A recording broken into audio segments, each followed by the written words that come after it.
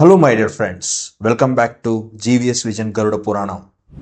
ఈరోజు గరుడ పురాణం పుస్తకం అంతా చదివితే మీకు ఏ టాపిక్స్ తెలుస్తాయో అనే విషయాలు డిస్కస్ చేద్దాం. ఈ భూప్రపంచంలో అన్ని జీవరాశుల యొక్క శరీరాలలో ఆత్మలా ఉన్న శ్రీ మహావిష్ణువుని గరుడు జిజ్ఞాసతో తట్టుకోలేక జీవి మరణించిన తర్వాత ఏం జరుగుతుంది, పాపాలు చేసిన వారికి ఏం జరుగుతుంది, వాళ్ళు ఎక్కడికి వెళ్తారు అని విచిత్రమైన ప్రశ్నలు అడగ్గా శ్రీ మహావిష్ణువు వాటికి ఈ విధంగా సమాధానమిస్తారు.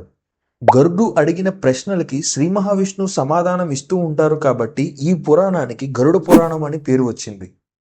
ఈ గరుడ పురాణంలో ఏ టాపిక్స్ కవర్ అవుతాయో నేను మీకు చెప్తాను. జీవం, మరణం, మరణం తర్వాత జీవం వాయు శరీరంగా మారటం, యమదూతలతో పాటు యమలోకానికి చేరటం, క్షణాలలో మళ్ళీ తిరిగి వచ్చి తన శరీరం దగ్గర ఏడవటం, జీవులు తప్పులు ఏ విధంగా చేస్తారు, 10 రోజుల పాటు జరిగే పిండ ప్రధాన కార్యక్రమంలో జీవుడు ఏ విధంగా బొటనవేలు అంత పరిమాణం కలిగిన ఆత్మ శరీరంలోకి మారతాడు, ఆ చిన్న శరీరంతో యమభటులు జీవుణ్ణి రోజుకి 247 అమడలు చొప్పున సంవత్సరం పాటు నడిపించుకుంటూ యమలోకానికి ఎలా తీసుకెళ్తారు.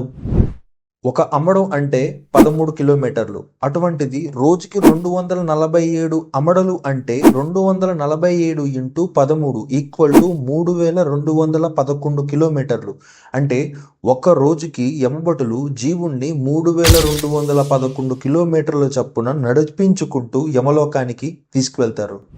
యమకింకరులు పాపిని ఏ విధంగా ఈడ్చుకొని పోతారు, అసిపత్రివనం ఎలా ఉంటుంది, వైతరణి నది ఎలా ఉంటుంది, అక్కడ యమకింకరులు వీరిని ఏ విధంగా ఇబ్బంది పెడతారు, ఈ విషయాలన్నీ కూడా మీకు గరుడ పురాణం చదివితే తెలుస్తాయి. ఇది పార్ట్ 1 మాత్రమే.